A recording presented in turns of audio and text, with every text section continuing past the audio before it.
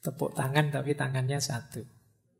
Kata Osho, kita lahir sendiri dan akan mati sendiri. Di antara dua kenyataan tersebut, kita menciptakan 1001 ilusi tentang kebersamaan. Yakni semua jenis hubungan, pertemanan, permusuhan, cinta, kebencian, dan seterusnya.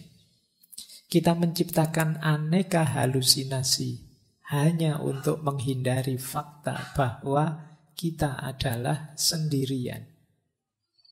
Namun apapun yang kita lakukan, kebenaran tidak dapat berubah.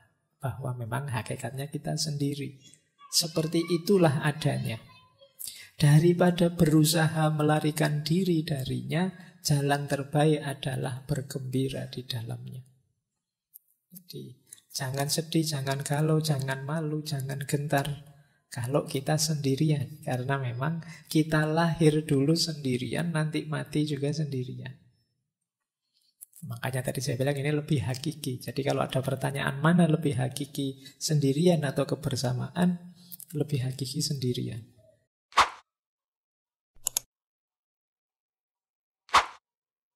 Tentang kesendirian. Ini tidak ada hubungannya dengan jomblo atau tidak jomblo ya. Kesendirian saya tidak ngomong di level itu. Bahwa mungkin kalian merasa kok tidak dapat pasangan Pak, itu tidak ada hubungannya dengan itu malam hari ini. Kita agak dalam membahas kesendirian ini. Minggu depan kebersamaan. Nanti teman-teman memutuskan sendiri ya. Malam hari ini kita elaborasi fitrah kesendirian. Minggu depan kita elaborasi fitrah kebersamaan. Kira-kira manusia itu lebih kuat di mana? Kira-kira mana yang lebih cocok, lebih pas? Atau masing-masing orang ada tipenya? Nah ini nanti bahan buat teman-teman refleksi. Jadi ngaji kita setiap malam Kamis itu bagi saya mancing teman-teman untuk berpikir. Jangan kesusu ditelan, harus dicerna dulu. Karena obat yang sama tidak pasti manjur untuk semua orang. Karena mungkin masing-masing orang penyakitnya beda-beda. Kadang-kadang kita itu kan kayak ngaji, ini kan temanya banyak, isinya macam-macam, terus kita rasanya pingin semuanya.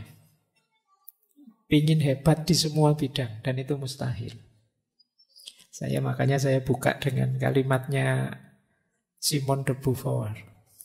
Ini tidak ada hubungannya dengan kesendirian, tapi menarik kalimatnya. Jadi dia menyindir kerakusan kita. Kata Simone de Beauvoir, betapa rakusnya aku. Aku ingin segalanya dalam hidup ini. Aku ingin menjadi seorang wanita, tapi sekaligus seperti pria. Jadi ingin seperti wanita kan feminin, tapi aku ingin kadang-kadang ya bisa maskulin. Aku ingin banyak teman, tapi juga punya waktu untuk menikmati kesendirian. Aku ingin kerja, tapi sekaligus bisa nulis, kata Simone de Beauvoir. Aku ingin banyak kegiatan, tapi bisa senang-senang. Aku ingin memenuhi keinginan, ini kan egois. Tapi aku juga ingin jadi orang yang tidak egois. Dan itu kita itu sering serakah. Nonton drama Korea, wah asik aku koyo aktornya itu ya. Wah kalau bisa kayak gitu asik. Nanti nonton perang-perang tembak-tembakan, wah kalau kayak jagonya itu hebat aku. Kok apa diingini? Maka kata Simone de Beauvoir, lihat, sulit bukan untuk mendapatkan semua yang aku inginkan. Begitupun kalau keinginan tidak terpenuhi, kemarahanku meledak. Ini yang sering saya wanti-wanti, yuk tahu diri, tahu batas. Kunci awal batas itu ada di keinginan. Kita harus jeli benar memutuskan apa yang harus aku inginkan. Begitu meleset, kita akan stres. Yang harusnya tidak diinginkan kok kita inginkan, wis itu mati-matian mesti teman-teman. Jadi dan diingatkan oleh Simone de Beauvoir ini, beliau ini pasangannya Sartre, filosof eksistensialis, meskipun beliau lebih dikenal filsafatnya dalam hal feminisme. Baik, jadi kita buka dengan ini untuk mengingatkan ya. Yo, yang baik itu banyak. Tapi yang baik, yang cocok dan pas untuk situasi teman-teman itu apa? Perlu perenungan agak dalam. Tidak sekedar baik langsung dicomot. Kita harus ngecek ini kompatibel apa enggak dengan saya. Ngaji Al-Quran dengan jahar keras itu baik, tapi kok di tengah-tengah kayak gini ngaji terus kamu ngaji Yasin itu ya tidak kompatibel kebaikanmu dengan situasi saat ini. Jadi maka di antara tahu batas dalam hidup itu kita tahu batas keinginan kita, mana yang harus kita inginkan, mana yang tidak cocok untuk kita inginkan sekarang. Mungkin besok, mungkin lusa, mungkin minggu depan baru cocok. Jadi yang sulit dalam hidup ini bukan milih antara yang benar dan buruk. Kalau ini lebih mudah. Saya harus jujur apa bohong, Pak? Ya mesti aja jujur. Tapi yang sulit itu antara yang baik dengan yang baik. Pak, saya harus jujur atau membesarkan hatinya? Beda kan? Membesarkan hati itu kan kadang-kadang agak bohong. Tapi kan biar membesarkan hati temannya. Itu kan dua hal yang baik. Kalau saya jujur, dia bisa putus asa. Tapi kalau saya tidak jujur, jangan-jangan saya berdosa. Nah, ini kan dua hal yang sama-sama baik. Kalau temanmu tanya misalnya, hari ini aku cakep enggak? Itu kan jawabnya dilematis. Kamu mau jawab jujur, nanti dia putus asa. Kalau saya bohong, tapi kok jangan-jangan dia malah tidak bagus buat dirinya, tidak paham kenyataan dirinya. Itu kan sulit. Dua-duanya sama-sama baik. Jadi yang sulit justru di situ. Maka pinter-pinter kita membaca situasi. Makanya filsafat itu cinta kebijaksanaan. Tidak sekedar kebenaran atau kebaikan. Bijaksana itu bisa milih ini tadi. Mana situasi yang pas, mana yang cocok sesuai ruang dan waktunya. Ya kayak malam hari ini ada banyak adik-adik kecil rame, tapi kan wajar kecil. Kalau kalian yang rame bisa dipukuli temenmu. Jadi ini proporsional pas gitu loh. Kamu tidak bisa marahi, kasihan kalau dia dimarahi. Yang kecil-kecil, tapi kalau yang besar-besar sudah layak untuk dimarahi. Nah ini pentingnya kita ngerti situasi, kompatibilitas keputusan kita dengan situasi. Baik, bismillah.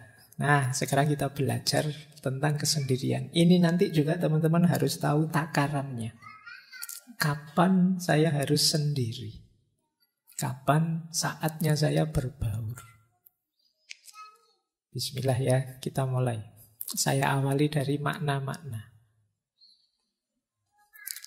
Jadi ada dua istilah yang terkenal sekali kalau dalam bahasa Inggris, yaitu loneliness dan solitude. Ini dua-duanya artinya kesendirian, kesepian, tapi maknanya berlawanan. Jadi loneliness itu kesannya agak negatif. Kalau solitude itu positif.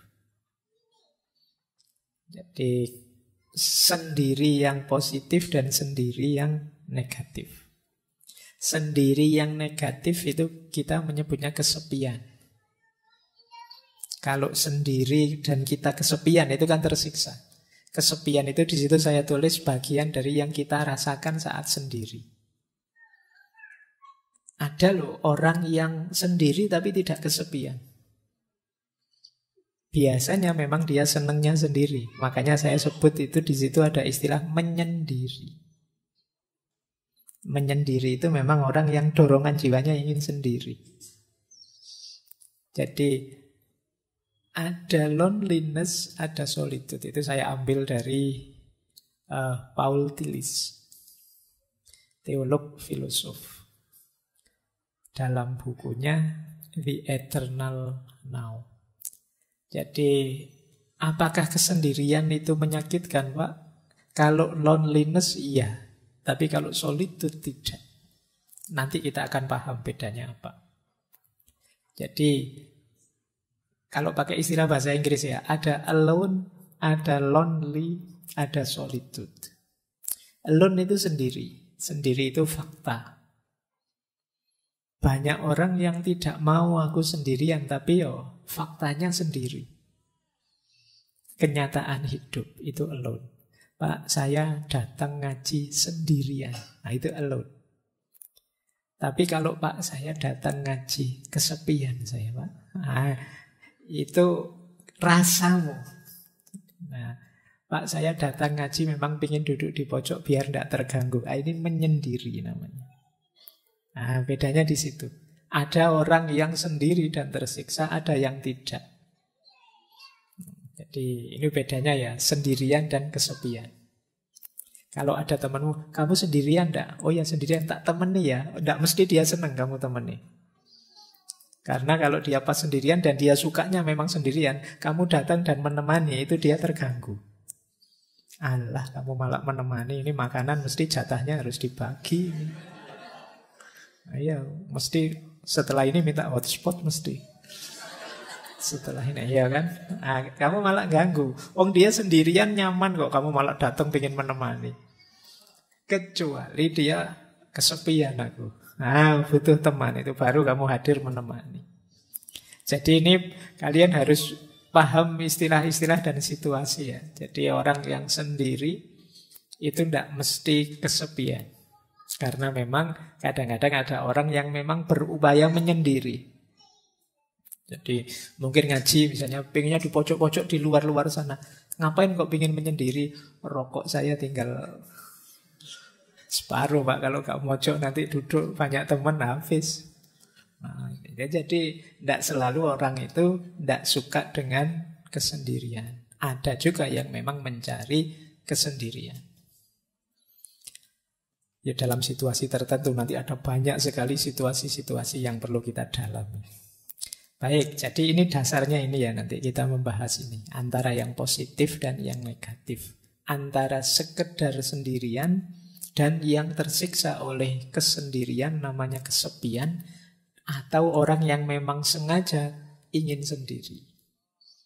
Hari ini banyak yang pakai istilah me time. Berarti ini, iya, waktunya buat aku saja. Aku tidak pengen diganggu, tidak pengen. Pokoknya yang aku suka saja menikmati hidupku, diriku sendiri.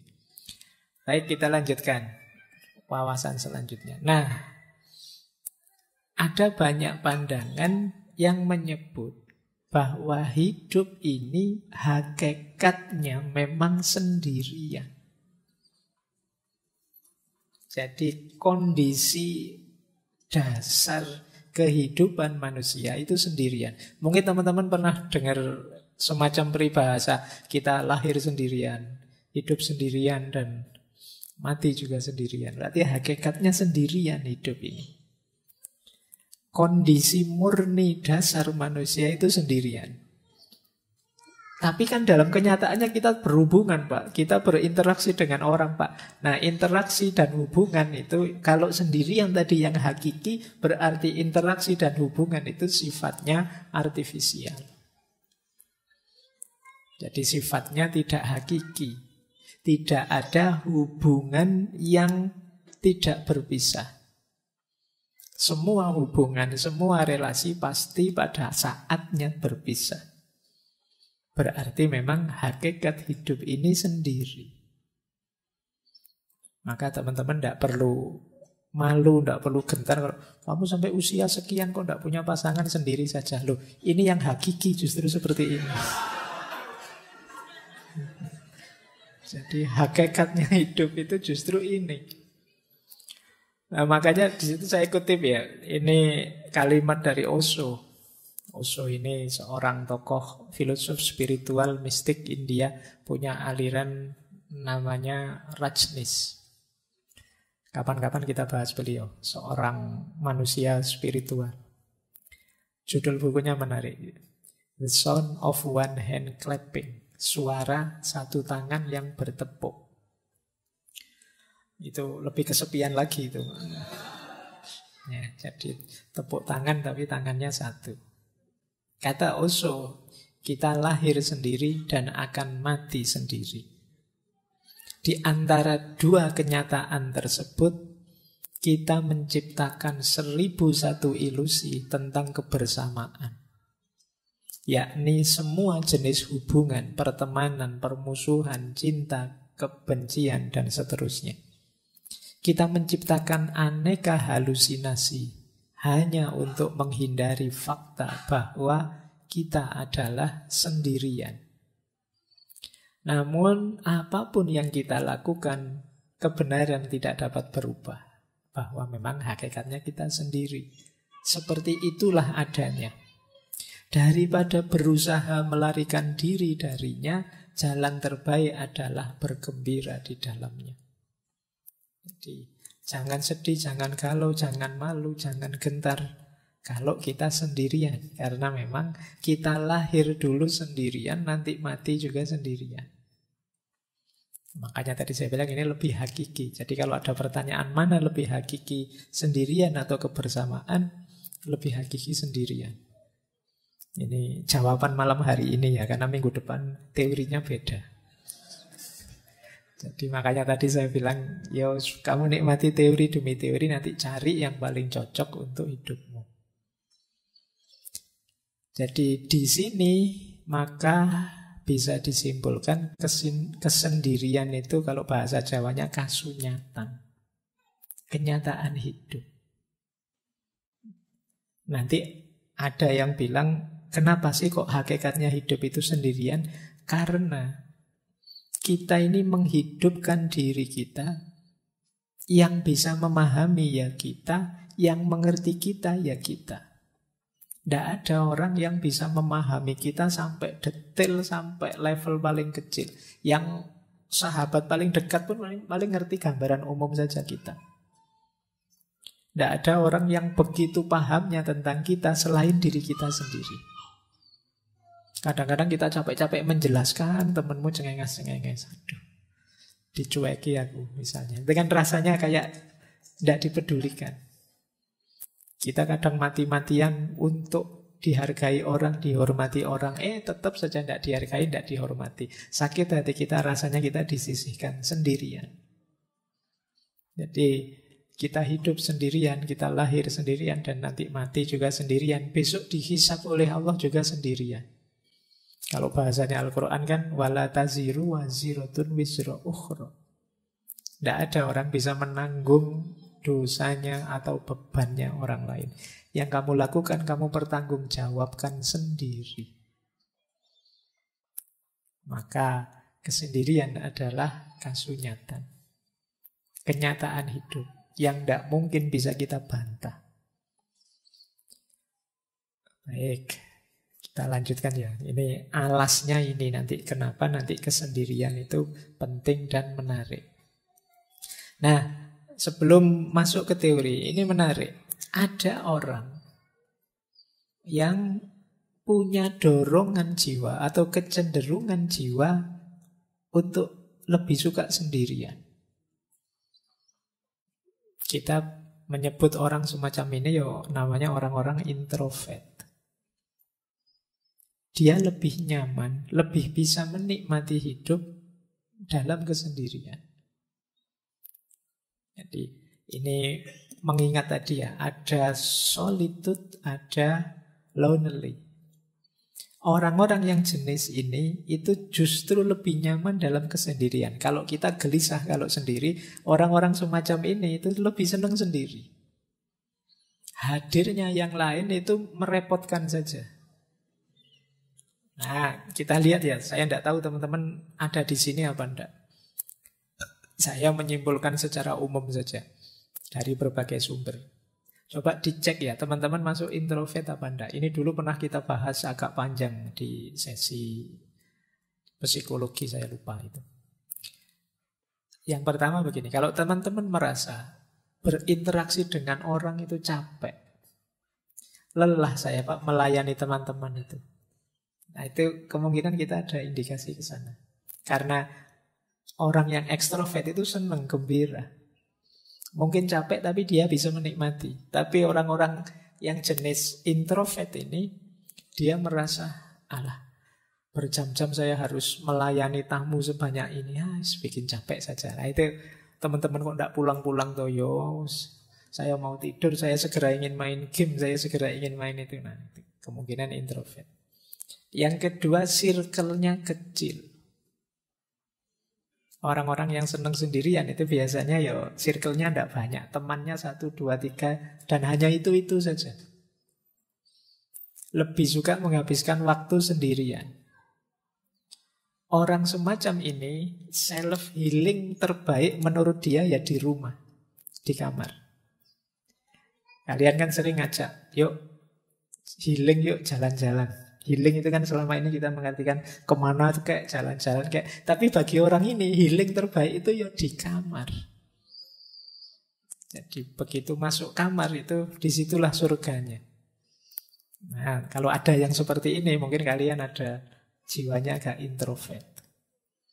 Jadi lebih senang di kamar saja. Kemudian tidak suka lingkungan yang berisik. Kalau ada rame-rame dia, alah apa sih itu? Tidak senang dia. Dan lebih tertarik dengan aktivitas-aktivitas sendirian. Nah ini indikasinya. Implikasinya kadang-kadang karena orang-orang introvert ini juga kan pasti bergaul meskipun tidak intensif. Sering kali orang ini, apakah teman-teman pernah merasakan ini saya tidak tahu. Biasanya lebih suka berharap orang lain mengerti dirinya tanpa harus dia capek-capek menjelaskan. Jadi dia pingin, mbok ya temanku itu ngertilah aku. Jadi kok aku diajak jalan-jalan terus toh, ya aku itu pinginnya di kamar. Mau tak tolak itu ndak enak, mau tak ikuti kok ndak cocok dengan seleraku, mbok yo ngerti yo teman-teman itu. Dia memendam rasa ingin dimengerti. Jadi kalau teman-teman yang hadir malam hari ini sering merasa begitu, orang-orang kok ndak paham-paham sih mauku ya, kok ndak ngerti apa yang aku inginkan ya, itu mungkin ada gejala-gejala ke sana. Agak introvert. Saya tidak ngomong jelek ya. Introvert, ekstrovert itu bukan urusan baik buruk atau dosa atau pahala dan siksa, tidak ada itunya. Ini gaya kepribadian saja. Jadi kalau teman-teman merasa capek dengan hadirnya orang lain, merasa orang itu tidak ada yang paham diriku. Nah itu kemungkinan gaya hidup kita gaya introvert ini. Kemudian seringkali mikirnya terlalu lama ketika ingin memutuskan sesuatu. Termasuk ada istilah silent treatment. Jadi coba saya misalnya punya teman ingin menjauh dulu sementara.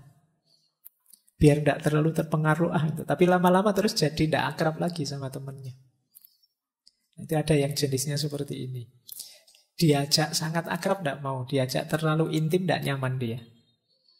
Ketemu ya say hello, hai ada apa kabar, sudah makan belum, sudah selesai pulang. Jadi tidak detail-detail sampai akrab sampai gimana. Dia tidak nyaman dengan itu.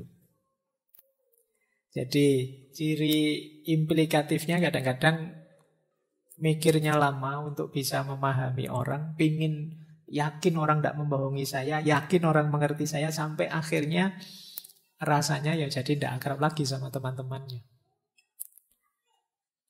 Dan kadang-kadang kecewa dengan dirinya sendiri. Saya itu kok begini ya, jangan-jangan saya itu kurang ramah ya. Jangan-jangan saya itu orangnya tidak enak diajak ngobrol ya, jangan. Itu sering kecewa, menyalahkan dirinya sendiri. Nah, ini cirinya orang introvert. Kemudian kadang-kadang juga ekspektasinya tinggi pada orang lain. Akhirnya kecewa. Membayangkan temannya bisa memberikan apa, berbagi apa, memberikan apa. Tapi kemudian tidak seperti yang dibayangkan.